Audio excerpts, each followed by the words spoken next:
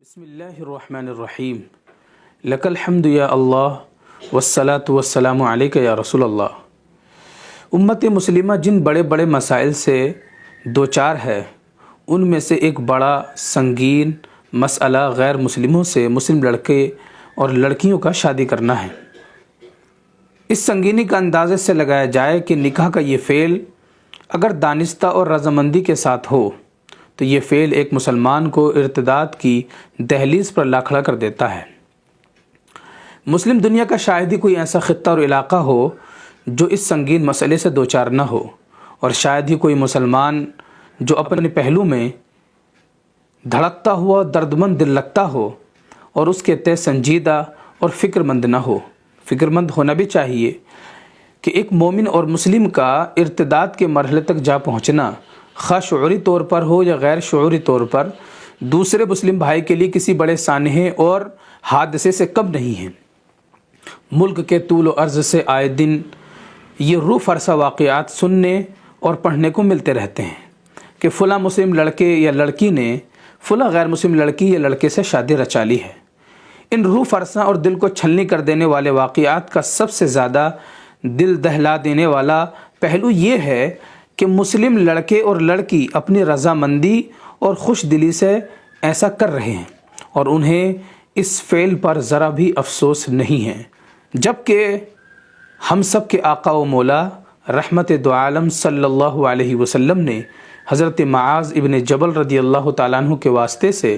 پوری امت کو یہ وصیت فرمائی کہ کسی حال میں شرک نہ کرنا، خواہ تم قتل کر دیے جاؤ یا جلا دیے جاؤ۔ اتنی اہم نصیحت رسول اللہ صلی اللہ علیہ وسلم نے پوری امت مسلمہ کو کی، لیکن آج امت مسلمہ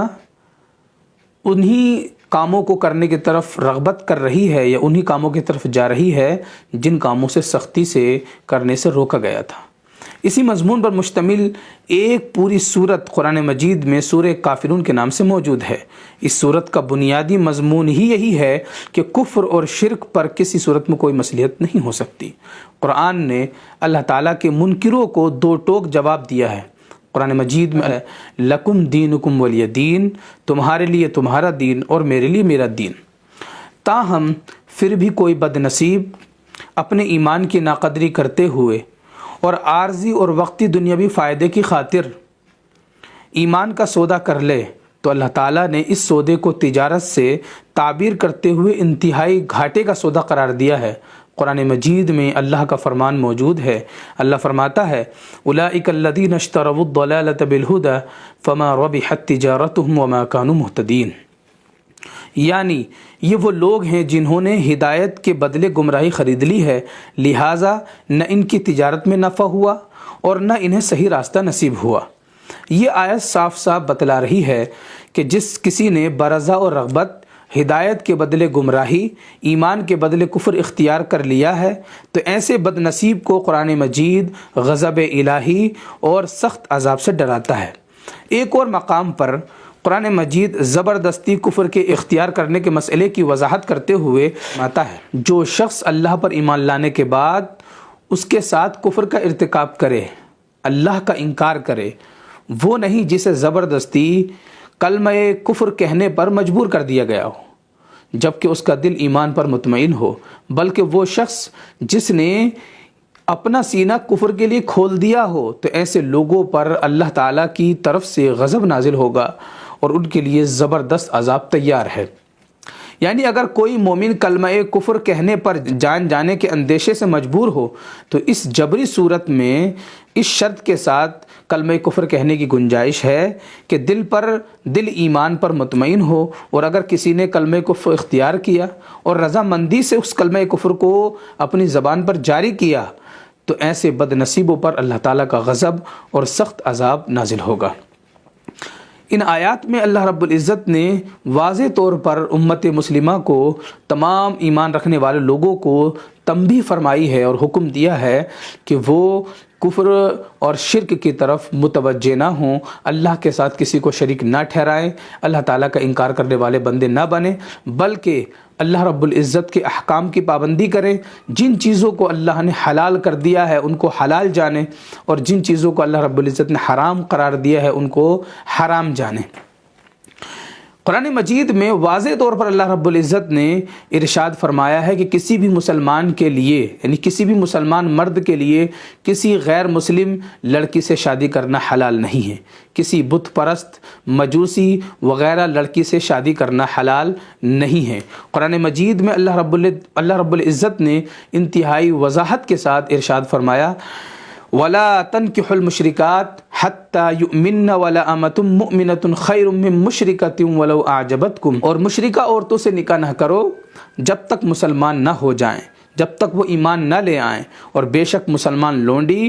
باندی مشرکہ عورت سے اچھی ہے اگرچہ وہ تمہیں پسند ہو۔ قرآن مجید میں اللہ رب العزت نے انتہائی وضاحت کے ساتھ یہ حکم نازل فرما دیا کہ کسی بھی مسلمان لڑکے کے لیے کسی غیر مسلم لڑکی سے شادی کرنا حلال نہیں ہے جب تک وہ ایمان ایکسیپٹ نہ کر لے، دائرہ اسلام میں داخل نہ ہو جائے، اپنی مرضی سے وہ اسلام قبول کر لے، اس کے بعد وہ کسی مسلمان سے شادی کرنا چاہتی ہے تو بلا کسی حرج اور بغیر کسی پریشانی کے اس سے نکاح کیا جا سکتا ہے، اس میں کوئی مذائقہ نہیں ہے، بلکہ اس سے نکاح کرنا حلال اور درست ہوگا۔ البتہ اگر وہ اپنے دین پہ ہے اور اسی صورت میں وہ کسی مسلمان مرد سے شادی کرنا چاہتی ہے، یا کوئی مسلمان مرد کسی غیر مسلم لڑکی سے شادی کرنا چاہتا ہے اس حال میں کہ وہ اپنے مذہب پر قائم ہیں، تو پھر اسلام ایسی صورت میں مسلمان لڑکوں کو منع کرتا ہے کہ وہ ایسی صورت میں اس لڑکی سے شادی نہ کرے۔ تو اس طرح اللہ رب العزت نے مسلمان مردوں کو سختی سے منع کیا کہ وہ کسی بھی غیر مسلم لڑکی سے شادی نہ کریں جب تک وہ ایمان نہ لے آئیں۔ اور اللہ رب العزت نے یہ بھی وضاحت کر دی، جیسا کہ لوگ کہتے ہیں کہ ہم کو وہ پسند ہے، ہم کو وہ اچھی لگتی ہے اور ہم اس سے شادی کرنا چاہتے ہیں، تو اللہ نے فرمایا کہ اگر وہ ایمان نہ لے کر کے آئے، اگرچہ وہ آپ کو بھاتی ہو، آپ کو اچھی لگتی ہو، پھر بھی اس سے آپ کے لیے نکاح کرنا حلال نہیں ہے۔ اسی طرح اسلام نے مسلمان عورت کے لیے بھی کسی غیر مسلم مرد سے شادی کرنے کو ناجائز قرار دیا ہے۔ کسی مسلمان لڑکی کے لیے کسی غیر مسلم لڑکے سے شادی کرنا حلال نہیں ہے۔ اللہ سبحانہ و تعالیٰ نے قرآن مجید میں ارشاد فرمایا، وَلَا تُنْكِحُوا الْمُشْرِكِينَ حَتَّى يُؤْمِنُوا وَلَعَبْدٌ مُؤْمِنٌ خَيْرٌ مِّن مُشْرِكٍ وَلَوْ أَعْجَبَكُمْ أُولَٰئِكَ يَدْعُونَ إِلَى النَّارِ وَاللَّهُ يَدْعُو إِلَى الْجَنَّةِ وَالْمَغْفِرَةِ بِإِذْنِهِ وَيُبَيِّنُ آيَاتِهِ لِلنَّاسِ لَعَلَّهُمْ يَتَذَكَّرُونَ، یعنی مشرک مردوں کے نکاح میں اپنی عورتوں کو نہ دو جب تک وہ ایمان نہ لے آئیں۔ ایمان والا غلام آزاد مشرک سے بہتر ہے اگرچہ مشرک تمہیں اچھا ہی لگے۔ اور اللہ فرماتا ہے اولئک یدعون الی النار، کیونکہ یہ لوگ جو مشرک ہیں، بت پرست ہیں، اللہ تعالیٰ کے ساتھ کفر کرتے ہیں، شرک کرتے ہیں، یہ لوگ تمہیں جہنم کی طرف دعوت دیتے ہیں، یہ جہنم کی طرف بلاتے ہیں۔ واللہ یدعو الی الجنۃ والمغفرہ، اور اللہ تعالیٰ اپنے حکم سے جنت اور بخشش کی طرف لوگوں کو بلاتا ہے۔ اللہ تعالیٰ اپنی آیات اور نشانیاں لوگوں کے لیے بیان کرتا ہے تاکہ وہ نصیحت حاصل کریں۔ تو اس آیت کریمہ میں واضح طور پر حکم دیا گیا کہ اے مومنو، تم اپنی عورتوں کو مشرک مردوں کے نکاح میں نہ دو، اس طرح کرنا تمہارے اوپر حرام ہے۔ ان کا نکاح کسی مومن غلام سے کرنا جو اللہ تعالیٰ اور اس کے رسول صلی اللہ تعالیٰ علیہ وسلم کی شریعت پر ایمان رکھتا ہو، تمہارے لیے اس سے بہتر ہے کہ تم ان کا نکاح کسی آزاد مشرک سے کر دو، چاہے وہ حسب و نسب اور شرف والا ہی کیوں نہ ہو۔ تمہیں اس کا شرف اور قبیلہ اچھا لگے،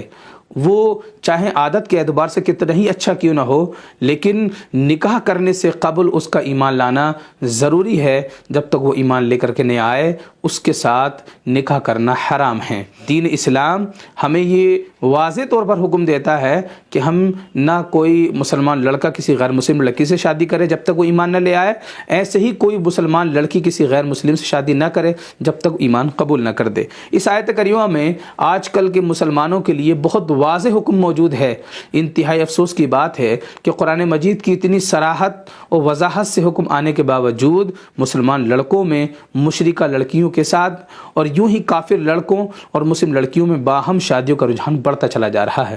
تو اس لیے تمام امت مسلمہ کے مردوں اور عورتوں کو اس طرف متوجہ ہونا چاہیے کہ کہیں وہ دنیا کے تھوڑے سے فائدے کے لیے عارضی اور وقتی فائدے کے لیے وہ اپنے ایمان کا سودا نہ کر لے، جس کے بعد وہ اللہ کے غضب کے شکار ہوں، دنیا بھی برباد ہو اور اس کے بعد آخرت بھی ان کی برباد ہو جائے گی۔ اللہ رب العزت کے فرمان پر عمل کرنا، اللہ تعالیٰ کے بتائے ہوئے طریقے پر عمل کرنا انسان کو نہ صرف دنیا میں بلکہ آخرت میں بھی کامیابی کی ضمانت دیتا ہے۔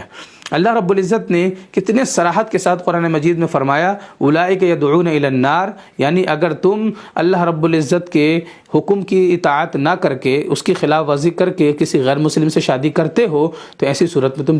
جہنم کی طرف جا رہے ہو۔ مسلمان لڑکیوں اور لڑکوں سے گزارش ہے کہ وہ اپنے ایمان کا سودا نہ کریں۔ دنیا میں اللہ تعالیٰ نے ہمیں جس ایمان سے عظیم دولت سے نوازا ہے، اس ایمانی دولت کو ہم محفوظ رکھیں، اس کی